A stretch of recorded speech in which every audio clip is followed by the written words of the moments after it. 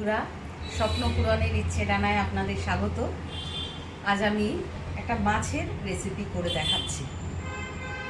অল্প অল্প গরম পড়তে শুরু করেছে, তাই কাতলা মাছ দিয়ে আমি একটা হালকা ঝোল আপনাদেরকে দেখাবো আজ। তার জন্য যে উপকরণগুলো লাগবে সেগুলো আগে এক এক করে দেখিয়ে নিই। কাতলা মাছ দিয়ে যেহেতু করছি আমি, সেই জন্য এখানে দেখুন বড় বড় সাইজের প্রায় 8-9 টুকরো মাছ আমি নিয়ে নিয়েছি।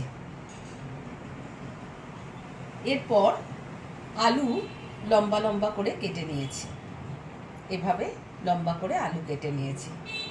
আর দেব ডাঁটা। দেখুন ডাঁটাগুলোকেও আমি মাঝখান দিয়ে ফালি করে দিয়েছি, টুকরো করে নিয়েছি যাতে তাড়াতাড়ি সিদ্ধ হয়ে যায়, নরম হয়ে যায়। আর নিয়েছি বেগুন, দেখুন লম্বা লম্বা করে একটু বড় বড় করে কেটেছি। বেগুন যেহেতু গলে যায় সেজন্য একটু বড় বড় করে কেটে নিয়েছি। আর কিছুটা পেঁয়াজ কুচি, অল্প টমেটো কুচি, কিছুটা ধনে পাতা। আর এই মশলাটা আমি কি দিয়ে বানিয়েছি আপনাদেরকে বলছি। সেটা হচ্ছে আদা বাটা, কাঁচা লঙ্কা, টমেটো, ধনের গুঁড়ো, জিরের গুঁড়ো, মৌরি, এই উপকরণগুলো দিয়ে আমি একটা পেস্ট তৈরি করে নিয়েছি। প্রথমেই আমি যেটা করব, এই সব উপকরণগুলোয় আমি নুন হলুদ মাখিয়ে নেব। একটা বোলের মধ্যে আলু আর ডাঁটাটা ঢেলে রাখছি।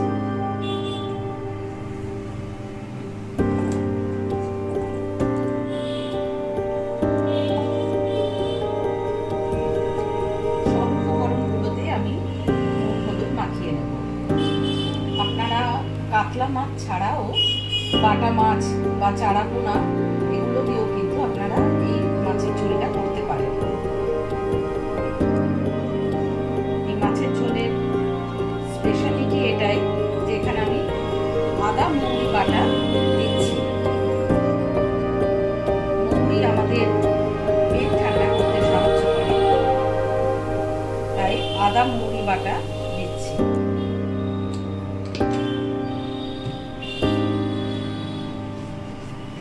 সম্পূর্ণ রান্নাটা আপনারা দেখবেন আমি কিভাবে তৈরি করছি।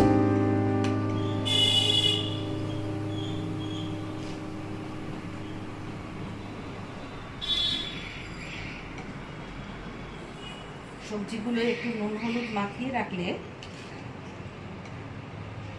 একটু মজে থাকে, জলগুলো রিলিজ করে দেয়, তাতে রান্নাটাও তাড়াতাড়ি হয়। দেখুন কিভাবে আমি মাখছি।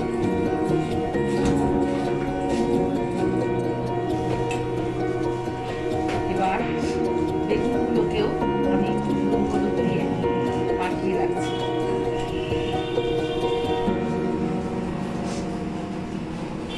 মাছটায় আমি একটু অল্প করে একটু সর্ষের তেল ছড়িয়ে দিলাম। এবার আমি মাছটাও খুব সুন্দর করে মাখিয়ে নেবেন। যেহেতু মাছটা একটু বড় মাছ, যাতে সবকটা মাছে সুন্দর করে নুন হলুদটা মাখানো থাকে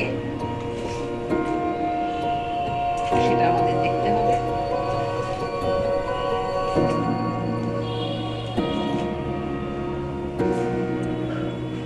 গরমের দিনে কিন্তু আর আমাদের খুব একটা রিচ রান্না ভালো লাগে না।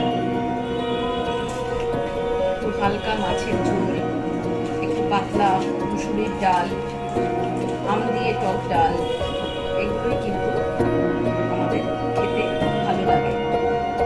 আমি ধীরে ধীরে আপনাদের সব রান্নাই দেখাবো। আমার একটু সময়ের অভাব হয়ে যায়, যেহেতু আমার স্কুল থাকে। আমি বলেছি স্কুল থেকে ফিরে আমি রান্না করি, অথবা ছুটির দিনগুলোতে আমি সকালের দিকটায় রান্না করি।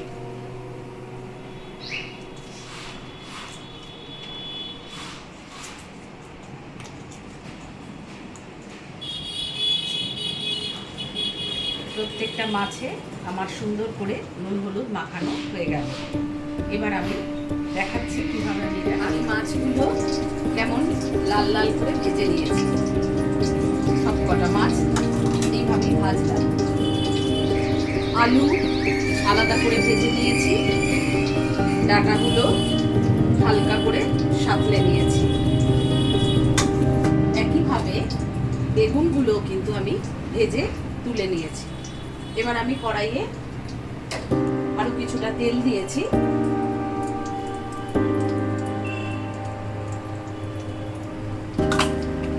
তেলটা গরম হলে আমি এখানে কালো জিরে ফোড়ন দিচ্ছি।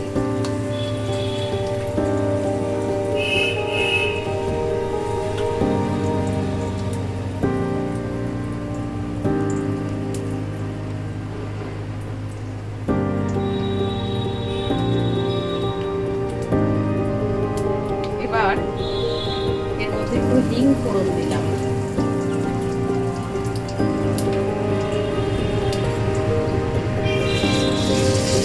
ফোড়নটা একটু নাড়াচাড়া করে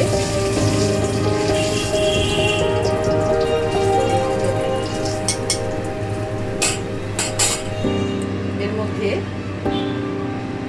পেঁয়াজ দিয়ে দিচ্ছি, একটু কুচনো পেঁয়াজ দিয়ে দিচ্ছি।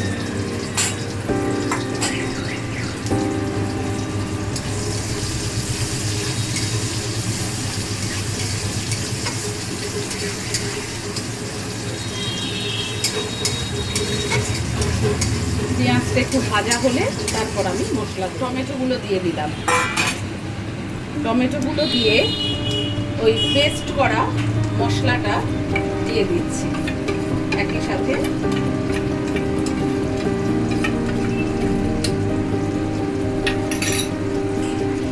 এবার এই মশলাটাকে আমি ভালো করে কষিয়ে নেব।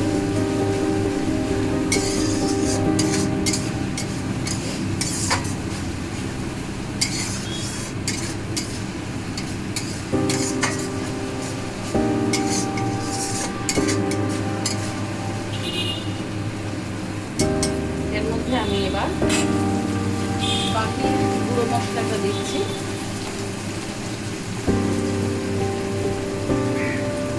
হলুদ গুঁড়ো,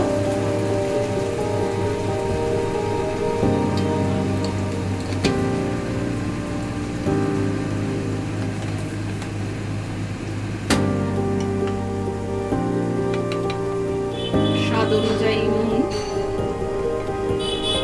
যেহেতু অনেকগুলো মাছ পাতলা ঝোল হবে তাই নুনটা পরিমাণ মতো দিলাম।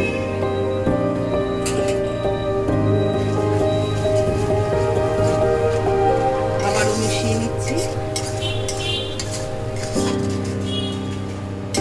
মশলাটা একটু সময় ধরে কষিয়ে নিতে হবে।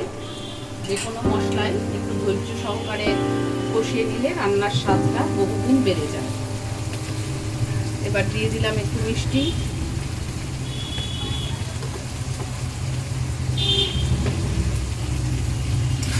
আবারও আমি এটাকে মিশিয়ে নেব।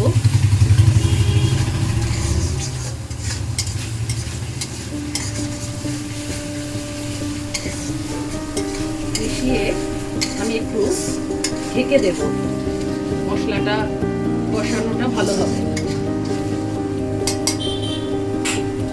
একটু ঢেকে দিচ্ছি। পরে আমি ঢাকনাটা নামাচ্ছি। দেখুন মশলা থেকে তেল কিন্তু ছেড়ে দিয়েছে।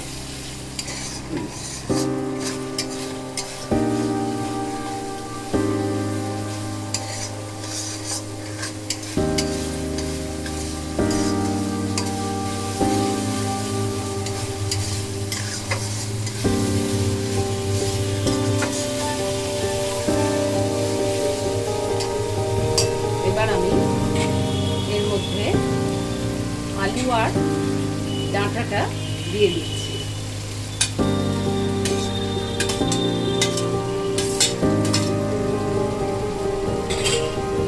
থালায় যে তেলটা আছে সেটাও আমি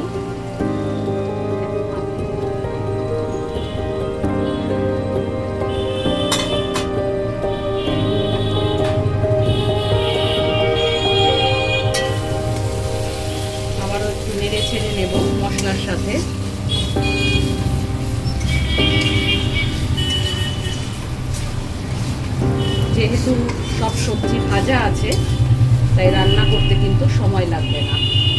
এবার আমি একই সাথে এর মধ্যে মাছগুলো দিয়ে দিচ্ছি, যাতে মাছগুলো মশলার সাথে একটু কষিয়ে নেওয়া যায়।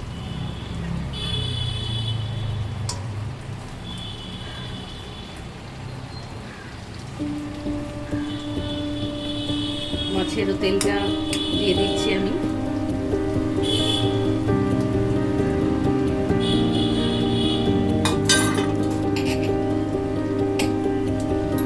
এটা সুন্দর করে হালকা হাতে এভাবে নাড়বেন, যাতে মাছ ভেঙে না যায়। একটু মাছের গায়ে মশলাগুলো এভাবে মাখিয়ে নিতে হবে।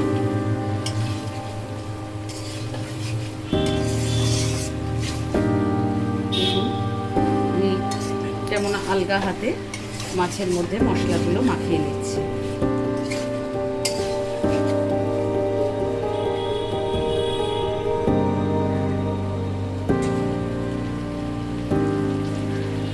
এবারে আমি জল দেব, আর বেগুনটা যেহেতু একদম সুন্দর করে ভাজা আছে, তাই নামাবার আগে বেগুনটা দিয়ে এবং ধনেপাতা কুচি দিয়ে নামাবো। আবারও একটু মেরে দিলাম। দেখুন সমস্ত মশলা মাছ এবং সবজির গায়ে মিশে গেছে। এবার আমি জল দিয়ে দিচ্ছি, যেহেতু ঝোলটা একটু পাতলা হবে, এই জলটা একটু বেশিই দেব।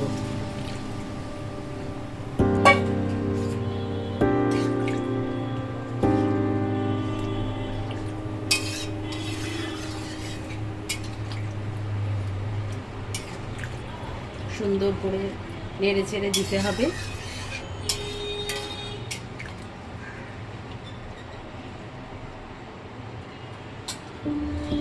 আবারও আমি এটা ঢাকা দিয়ে দেব, ফুটতে দেব এটা কিছুক্ষণ।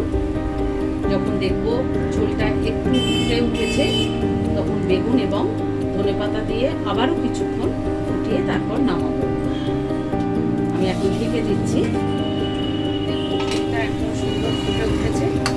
এবার আমি বেগুনগুলো আস্তে করে দিয়ে দিচ্ছি। বেগুনের এটার মধ্যে অনেকটা তেল লেগে আছে, এটা অনেকটু কাছে দিয়ে দিই আগে।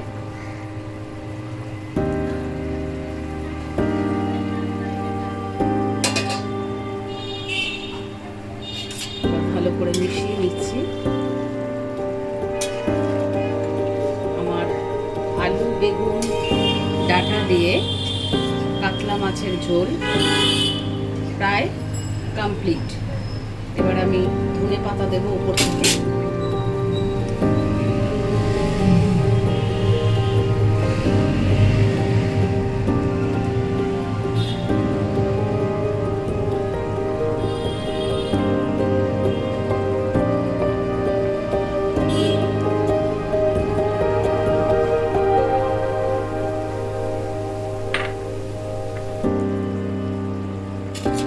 ধনেপাতাটা দিয়েও আমি একটু এভাবে নেড়ে দিচ্ছি।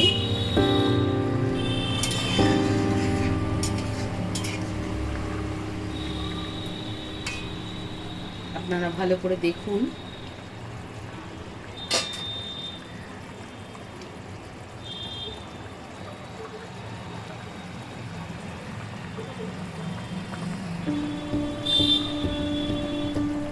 এবার আমি সার্ভ করে আপনাদের বেগুন ডাঁটা দিয়ে আমার কাতলা মাছের ঝোল সম্পূর্ণ তৈরি। যদি আপনাদের ভালো লাগে, আপনারাও বাড়িতে বানিয়ে দেখবেন। ফোড়নের মশলাটা আমি কি দিয়েছি এবং কিভাবে আমি কোন কোন মশলা দিয়ে কি পেস্ট বানালাম, সেটা একটু খেয়াল করবেন এবং এইভাবে বানিয়ে দেখবেন। নিশ্চয়ই ভালো লাগবে। ভালো লাগলে অবশ্যই আপনারা লাইক করবেন।